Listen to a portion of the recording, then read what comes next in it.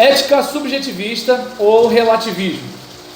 As teorias éticas subjetivistas concordam que as sentenças éticas têm valor de verdade, mas elas afirmam que a veracidade ou falsidade de uma sentença ética depende do que as pessoas pensam.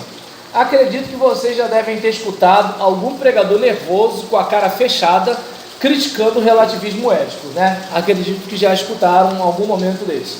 Então vamos seguir. O relativismo moral cultural é a concepção de que as crenças morais compartilhadas por uma cultura são o que tornam as sentenças morais verdadeiras ou falsas. É pela referência às crenças de uma cultura que elas determinam o que é moral. Um ato é moral numa determinada cultura se e somente se tal cultura considerá-lo como moral. Relativismo ético cultural.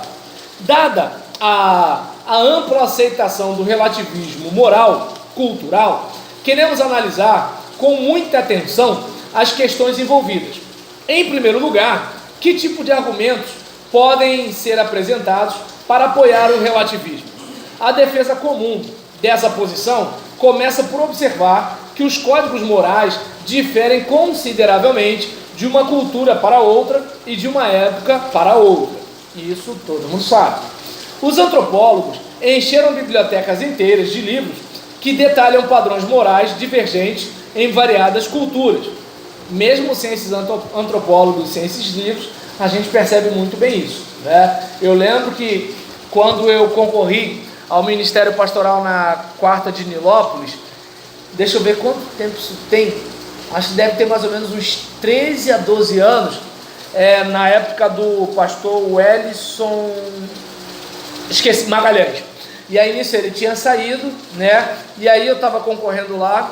Eu lembro que a minha esposa, quando chegou lá e viu a rapaziada de bermuda, ela regalou o olho, né?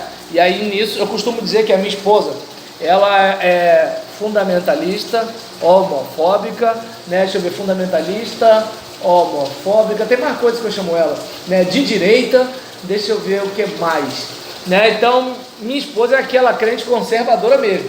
E aí nesse caso, né, perdão, né, acabei falando da minha esposa e pela cara da Jaciara tem gente que é parecido com a minha esposa. E aí nesse caso, em relação a isso, né, quando ela viu aquele pessoal de bermuda, né, e aí tudo o pessoal batia a palma e não sei o que lá e tal, ela, que negócio é esse?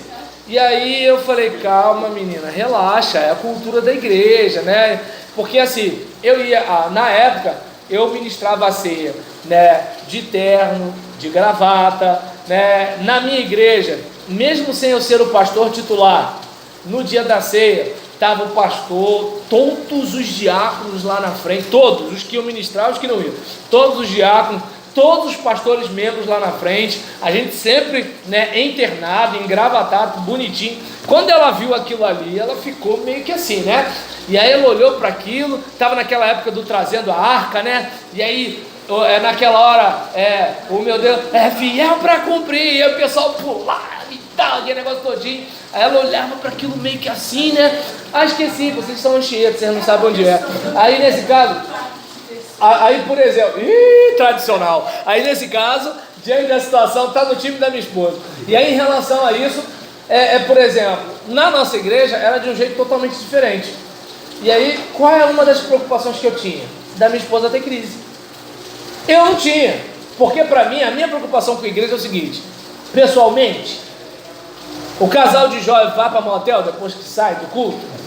Tá entendendo? Os filhos são rebeldes? Não, eu estou falando que são as minhas perguntas, eu não disse que acontece, pastor, pelo amor de Deus, né? Então, a minha pergunta é justamente essa. Né? A menina vai dormir na casa do namorado e dorme no mesmo quarto, né? Por causa da violência lá fora, com a proteção dos pais, né? Então eu não sei como é que é a situação. Essa parte é que me preocupa. Se pula ou bate palma, se fala aleluia, se fala glória, eu não tenho dificuldade com isso, né? Então eu estou preocupado com algumas questões. Mas agora tem coisa que choca uma comunidade e tem coisa que choca a outra, né? Então, por exemplo, Eu chegava lá, aí eu pedia, né, porque o pastor Áquila, que era o pastor membro lá da igreja, né, eu pedia para ele pegar o teclado, eu puxava um hino do cantor cristão, ficava num tipo de louvor de cântico espontâneo, mas era cantor cristão, né, e aí nisso, eu às vezes ia de terno, assim, ou seja, eu não critico sua cultura, você não critica a minha, a gente vai vivendo, mas agora, eu não sei se dá para perceber, isso é algo que dá para viver. Agora tem coisa que não dá. Tem coisa que é o seguinte, desculpa, cara, olha só. Tô fazendo amor com outra pessoa. Isso é bonito com o Alexandre Pires.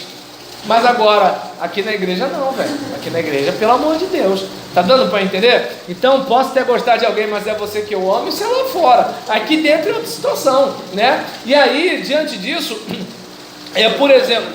Oi? Vinícius... já foi? Então tá legal. Tá vendo? Até que fim. Gente, perdão. Olha só, tá legal. Vou só dizer para vocês que na semana que vem a gente vai continuar essa parte da ética subjetivista ou do relativismo. Certo? Deus abençoe vocês até semana que vem. Não? Não.